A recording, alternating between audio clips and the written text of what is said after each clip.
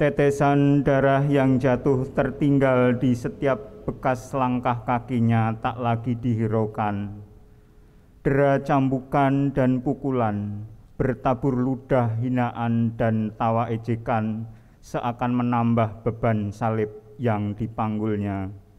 Namun ia tetap setia menyusuri jalan penderitaan, Via Dolorosa.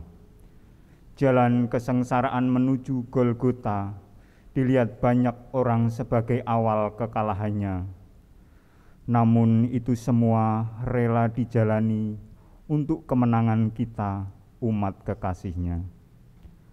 Mari dengan kerendahan hati kita datang dalam ibadah kepada Tuhan, menghayati kesetiaannya, pengorbanannya, memandang salibnya.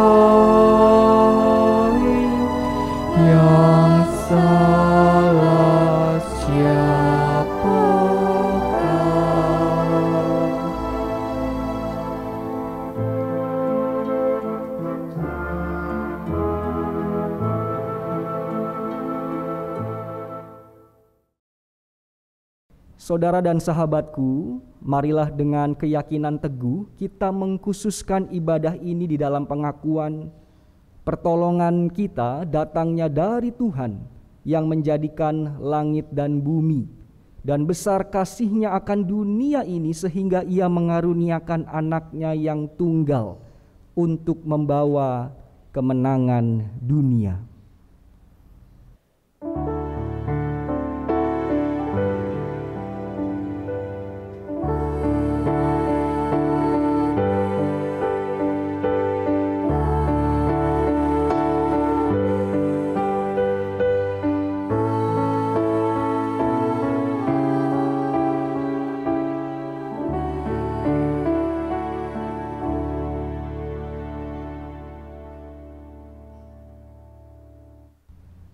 Salam kasih karunia dan damai sejahtera dari Allah Bapa dan Yesus bagi saudara sekalian. Salam sejahtera bagi saudara juga.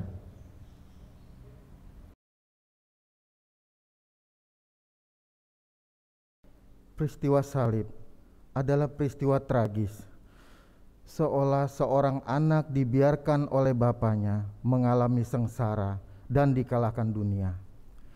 Peristiwa salib mengajak kita menghayati peristiwa masa kini untuk menemukan jawab atas pertanyaan, apakah benar Allah itu kalah dan membiarkan malapetaka menguasai dunia? Atau Tuhan punya cara dalam menunjukkan kehendak-Nya?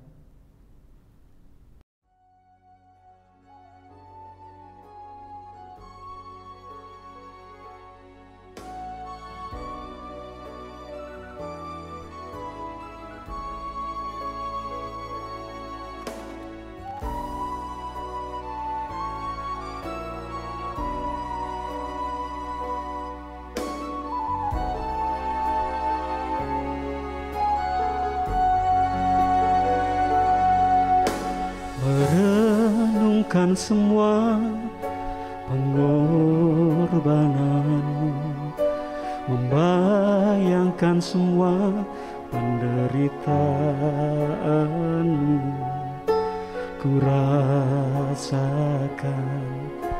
betapa dalam kasih-Mu kepadaku.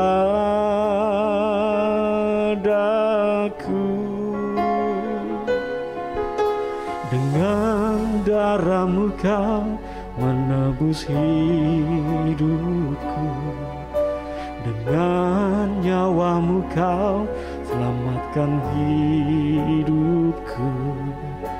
Ku rasakan betapa aku berharga di mata-Mu.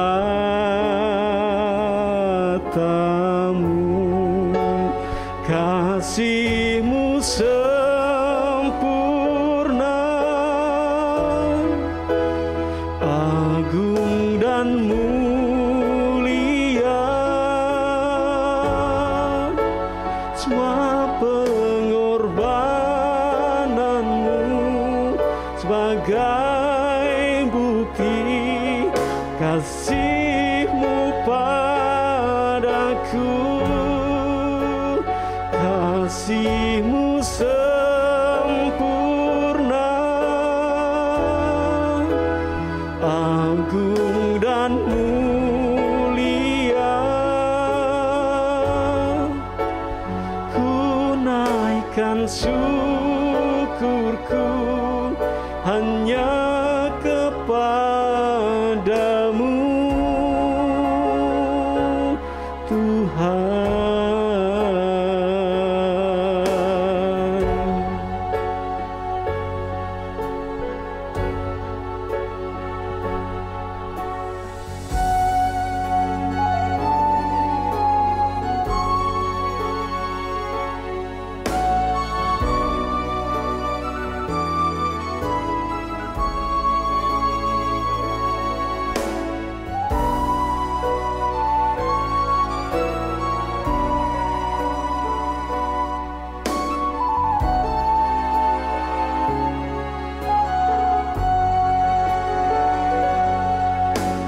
Merenungkan semua pengorbanan,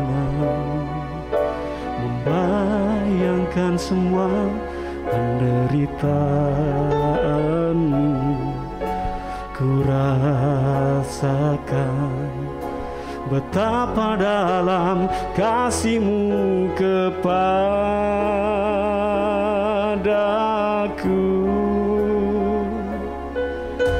Dengan darah-Mu Kau menebus hidupku, dengan nyawa-Mu Kau selamatkan hidupku. Ku rasakan betapa aku berharga di mata-Mu.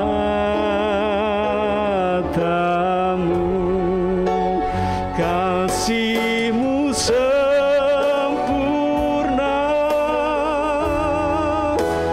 agung dan mulia.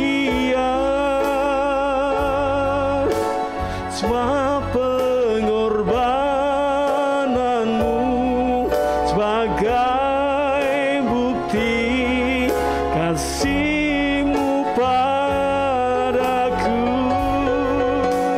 Kasih-Mu sempurna, agung dan mulia. Ku naikkan syukurku hanya kepadamu.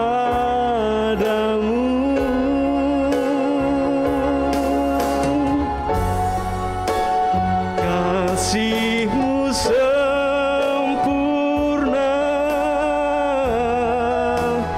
agung dan mulia. Semua pengorbanan-Mu sebagai bukti kasih-Mu padaku. Kasih-Mu sempurna, agung dan mulia. Ku naikkan syukurku hanya kepadamu, Tuhan.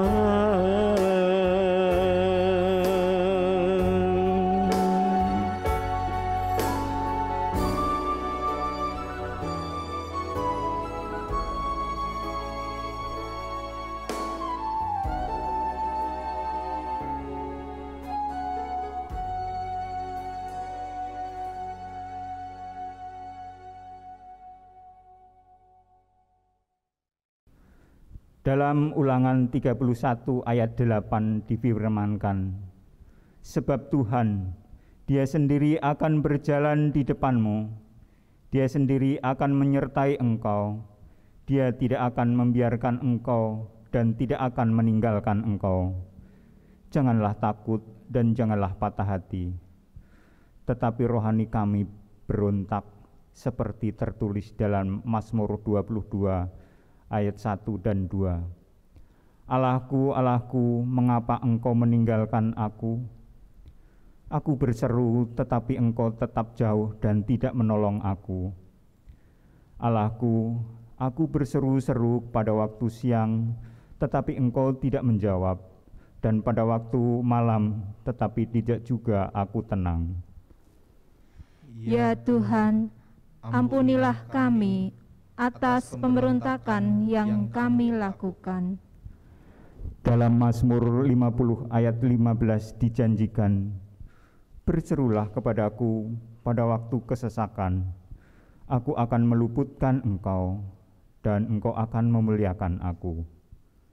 Namun hati kecil kami mungkin sering berkata, bagaimana engkau meluputkan kami, dan kemudian kami memuliakan-Mu, sedang engkau sendiri tak berdaya menahan salib-Mu. Ya Tuhan, ampunilah kesombongan, keangkuhan, dan kedegilan hati kami, yang membuat kami tidak mampu melihat kehendak-Mu.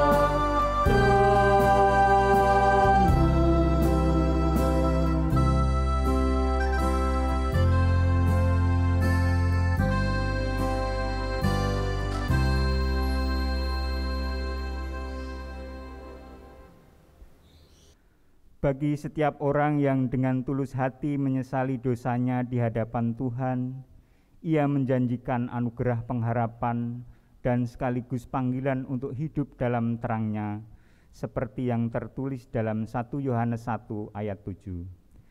Tetapi jika kita hidup di dalam terang, sama seperti Dia ada di dalam terang, maka kita beroleh persekutuan seorang dengan yang lain, dan darah Yesus anaknya itu menyucikan kita daripada segala dosa. Demikian berita anugerah dari Tuhan. Syukur kepada Allah.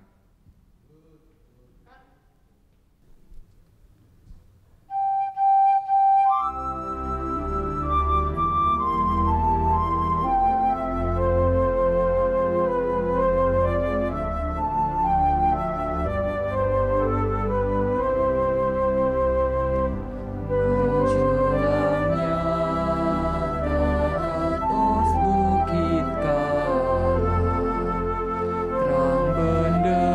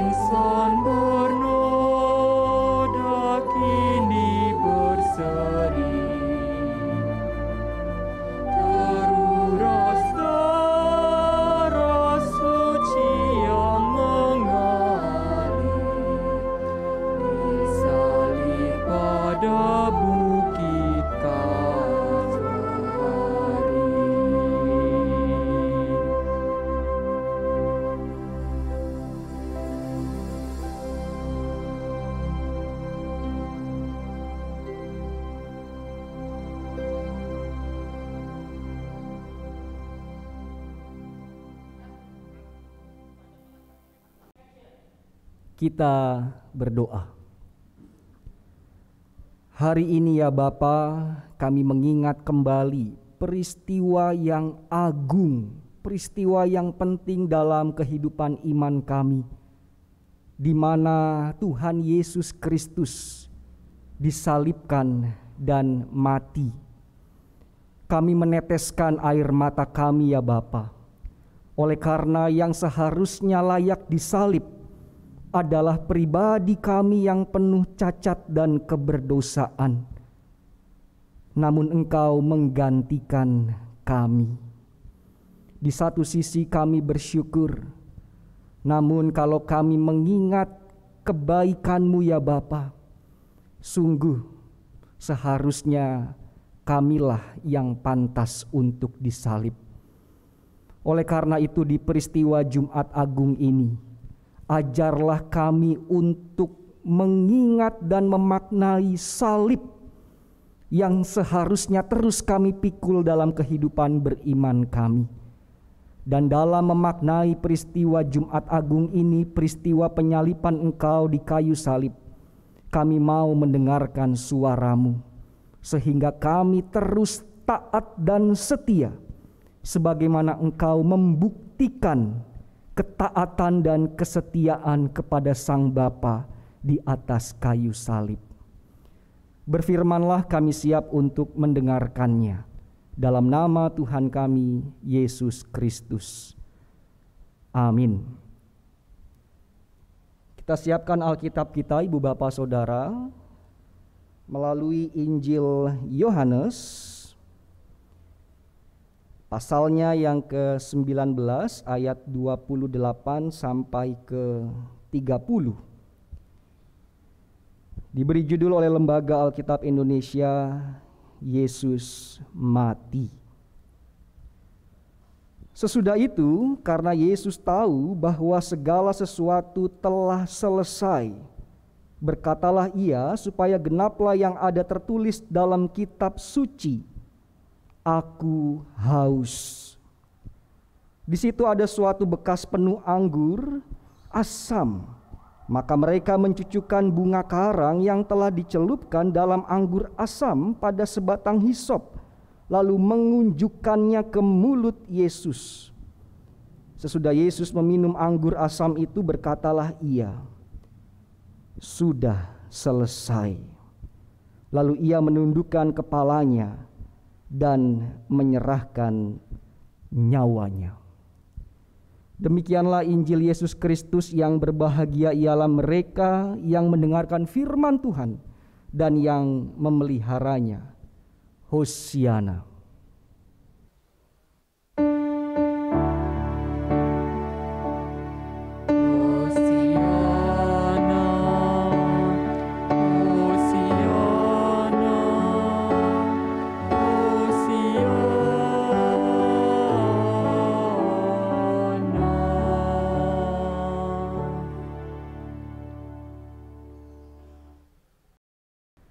Tema Jumat Agung saat ini berupa sebuah pertanyaan kepada kita semua. Mungkinkah Allah telah kalah?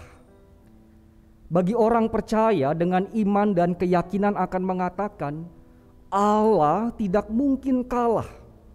Allah akan selalu menang. Ya, saya pun setuju dengan jawaban itu. Allah tidak akan mungkin kalah. Allah kita adalah Allah yang selalu hidup dan penuh dengan kemenangan. Tetapi tentu tema kita bukan sesederhana itu. Di balik pertanyaan mungkinkah Allah telah kalah, sebenarnya mau mengajak saya dan saudara untuk berefleksi. Apakah Allah yang tidak pernah kalah benar-benar kita imani dengan sungguh, atau sekadar percaya sambil lalu begitu saja? Saya mau beri dua contoh cerita yang memperkuat permenungan kita di Jumat Agung yang indah ini.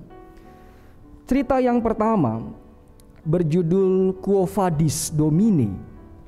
Quo Vadis Domine merupakan bahasa Latin. Quo Vadis artinya kemanakah dan Domine artinya Tuhan. Jadi Quo Vadis Domine bisa berarti kemanakah engkau Tuhan, atau Tuhan kemanakah engkau pergi. Cerita yang pertama ini terjadi ketika jemaat Kristen mula-mula bertumbuh begitu sangat pesat. Pada saat itu Roma sedang dipimpin oleh Kaisar Nero. Kaisar Nero adalah kaisar yang dicatat dalam sejarah oleh karena kekejamannya.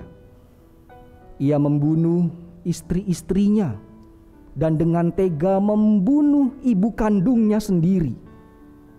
Bayangkan, orang-orang terdekatnya saja dihabisi begitu rupa, apalagi orang-orang percaya di abad-abad pertama. Jemaat Kristen pada masa Kaisar Nero bisa dikatakan mengalami penindasan yang sangat tragis. Tepatnya 18 Juli tahun 64, Kaisar Nero dengan sengaja membakar kawasan pemukiman rakyatnya sendiri.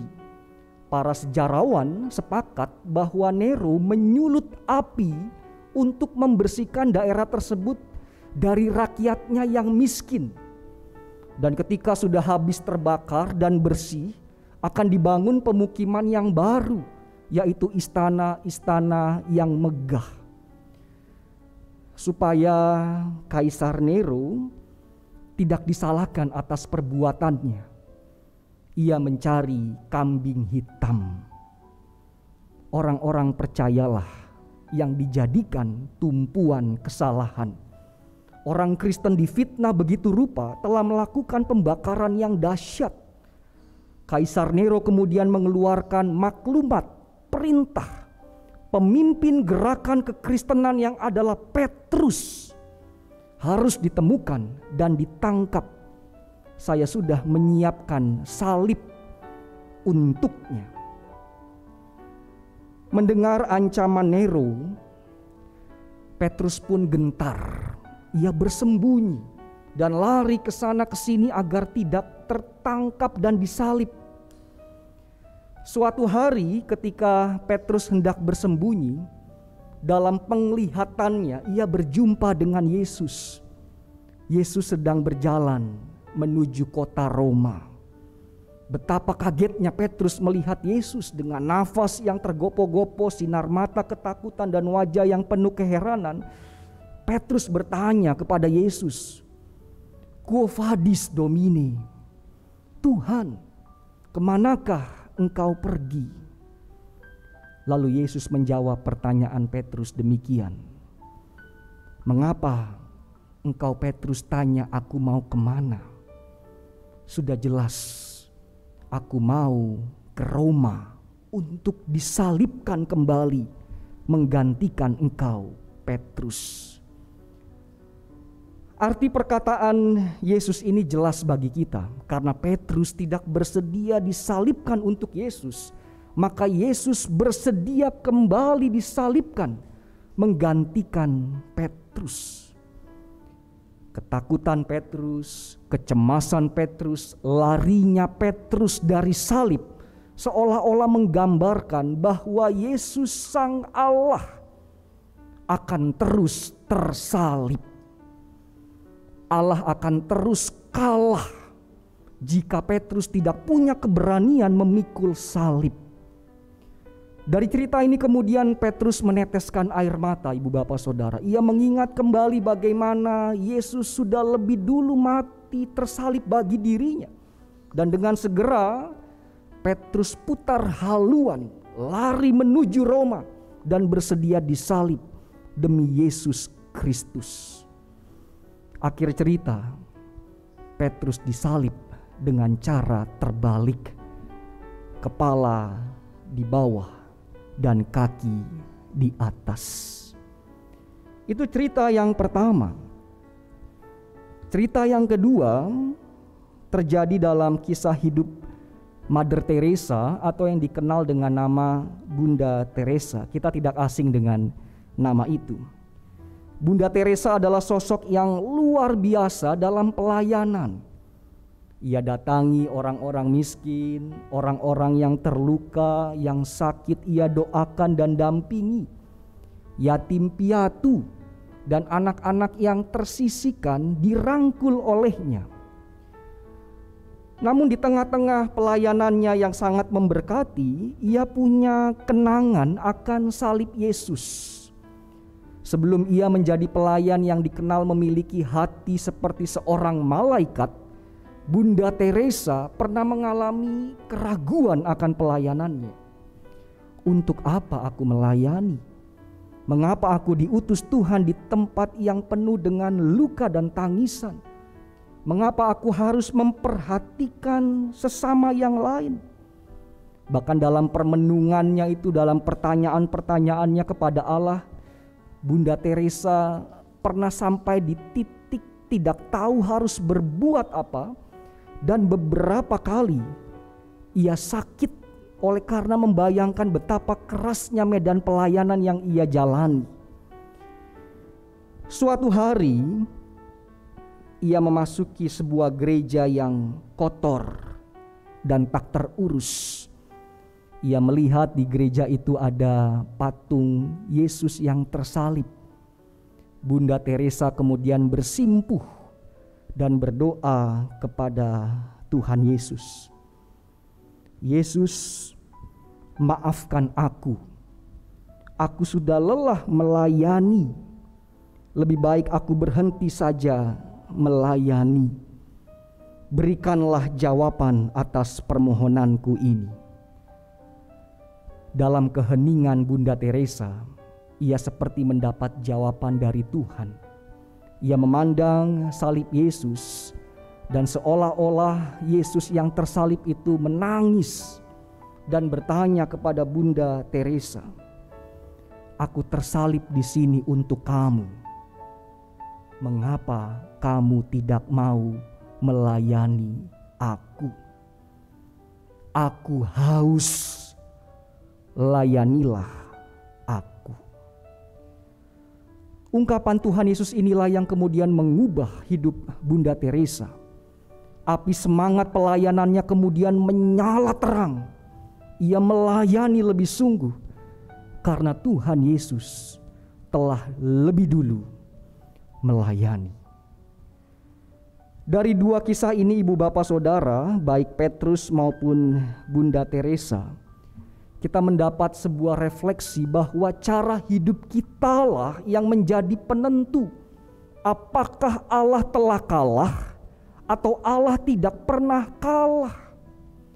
Ketika cara hidup kita memperlihatkan keberdosaan, seperti tidak punya pengharapan, takut yang berlebihan, hidup jauh dari Allah, hidup tidak mau mengasihi dan melayani, maka kemenangan Allah seperti sia-sia dalam diri kita.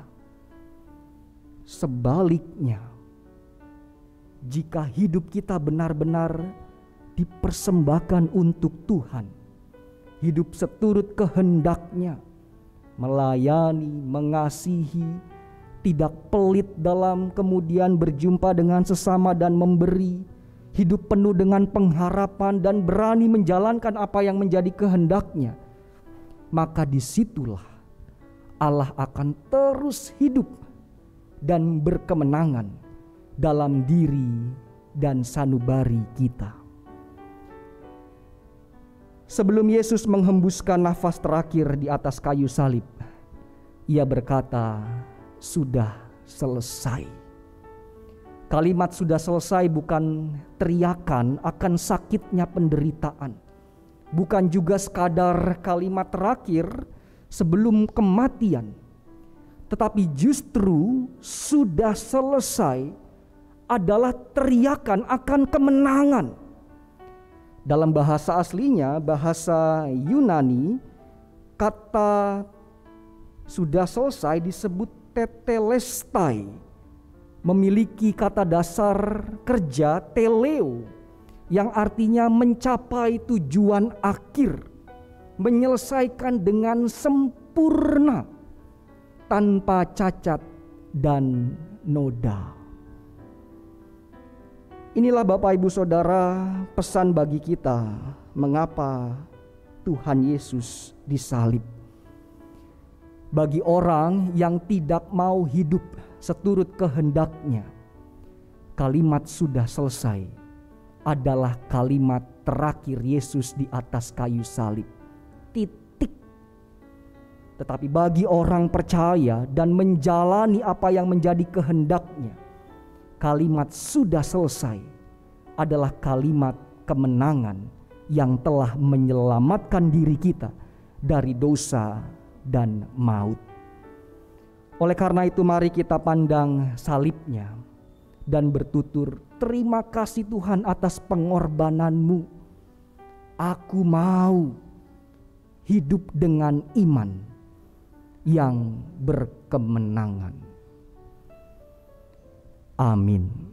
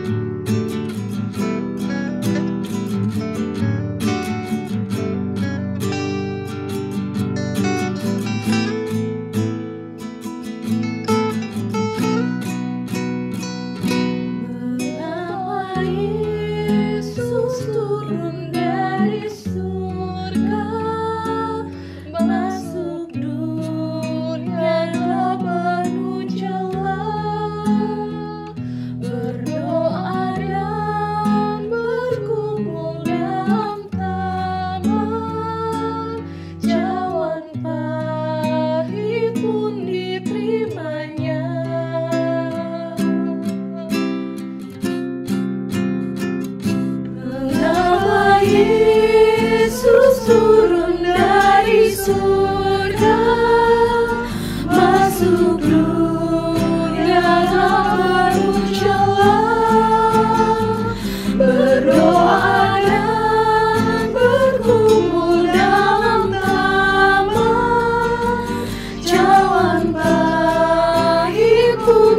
firman-Nya. Mengapa Yesus mati bagi saya? Kasih-Nya, ya karena kasih-Nya.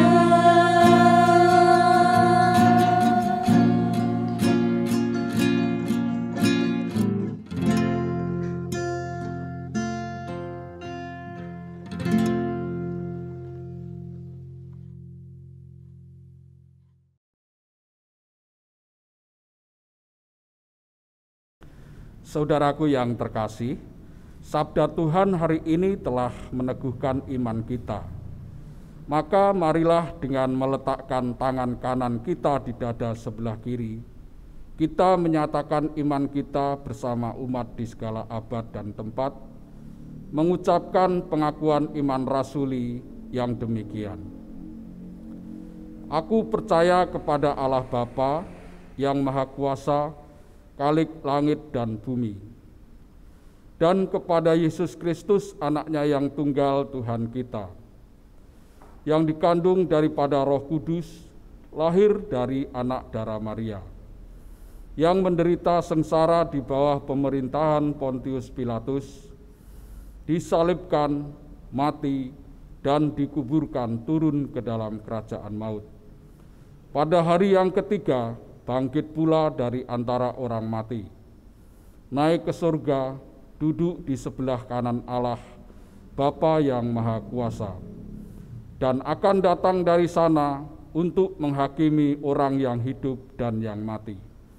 Aku percaya kepada Roh Kudus, gereja yang kudus dan am, persekutuan orang kudus, pengampunan dosa, kebangkitan daging, dan hidup yang kekal.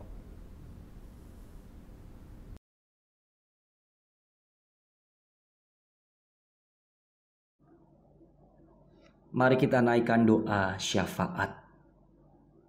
Hari ini kami memandang salib-Mu ya Kristus. Kami terus bertanya-tanya, mengapa Engkau rela menebus kami dari dosa dan menyelamatkan dari maut? Sungguh kami tidak bisa banyak berkata-kata, selain kami berterima kasih atas pengorbanan-Mu di kayu salib. Oleh karena itu, ingatkanlah kami agar kami mau setia taat memikul salib sampai akhir. Saat ini kami mendoakan dunia yang terus berjuang melawan wabah COVID-19. Disadari dampak dari wabah ini sangat luar biasa. Ada yang menanti kesembuhan, ada yang kehilangan orang yang sangat dicintainya, ada yang kehilangan materi, dan ada juga yang membatalkan banyak rencana yang telah disusun, dan bahkan ada banyak orang yang mengalami ketakutan. Di tengah-tengah keadaan seperti ini, kami mohon belas kasih-Mu. Berkatilah proses vaksin yang tengah berjalan, sehingga bangsa dan dunia ini boleh pulih. Kami mohon cinta kasih-Mu.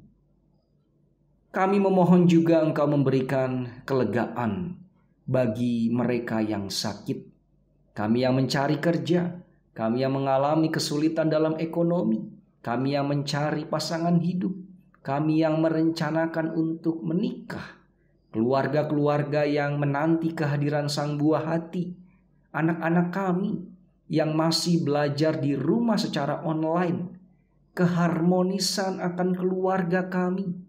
Kami sebagai orang tua yang telah menapaki usia lanjut, juga para janda, duda, yatim piatu, serta orang-orang yang berkebutuhan khusus. Dan kami juga membawa pergumulan pribadi kami masing-masing ya Bapa. Melalui semua ini, melalui pergumulan hidup yang kami rasakan dan hadapi, ajarlah kami untuk terus belajar menanti jawaban Tuhan dengan sabar dan tekun. Tuhan Yesus yang tersalib, kami membawa pula GKJ Kanaan ke hadirat-Mu. Tentu kami rindu untuk kembali beribadah di gedung gereja. Kami rindu bisa kembali beraktivitas seperti sedia kala. Permohonan kami, peliharalah terus kebersamaan kami. Tumbuhkanlah semangat pelayanan. Jagalah hati kami dalam mengelola perbedaan. Nyalakanlah terus pengharapan kami dalam mengurus izin membangun gedung gereja.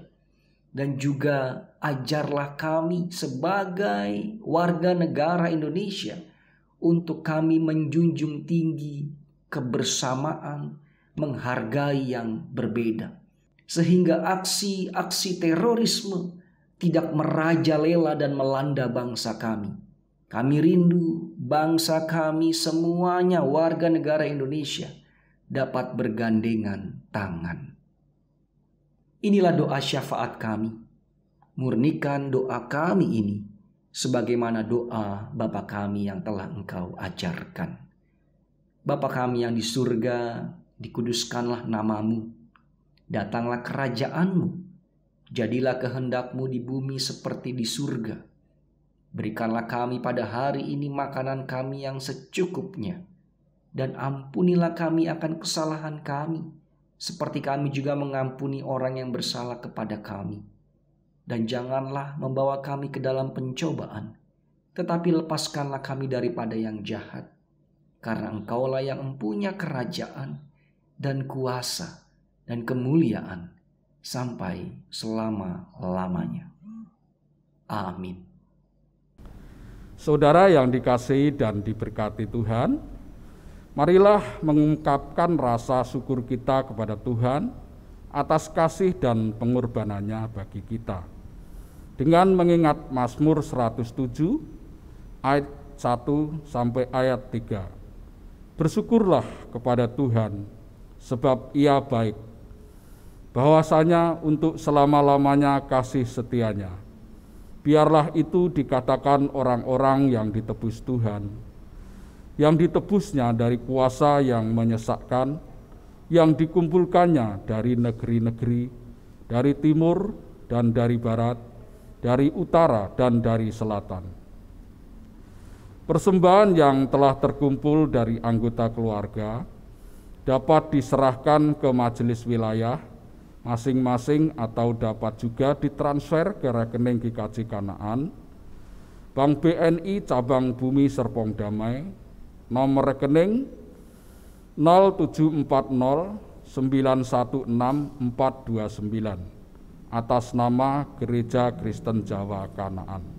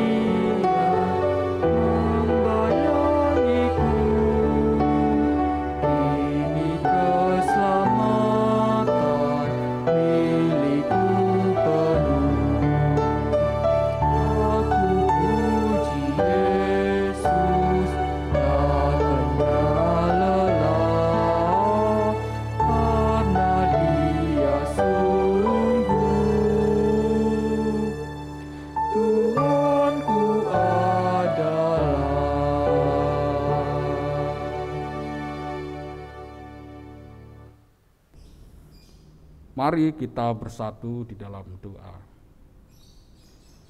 Segala ungkapan syukur hanya kepadamu Bapa di surga, oleh karena kasih karunia dan berkat yang boleh selalu kami terima dan nikmati hingga saat ini. Kami tahu dan percaya semua berkat yang kami peroleh itu karena kemurahan Tuhan dalam setiap kehidupan kami.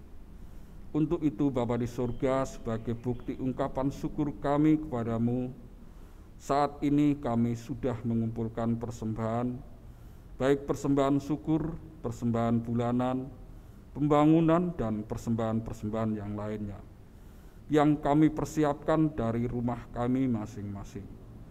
Kuduskan dan terimalah persembahan kami ini, agar supaya persembahan ini boleh menjadi berkat buat pelayanan-Mu dimanapun persembahan ini diperuntukkan dan dipergunakan.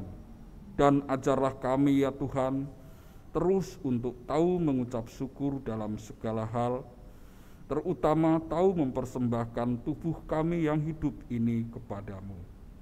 Hanya di dalam nama Tuhan kami Yesus Kristus, kami berdoa dan mengucap syukur. Amin.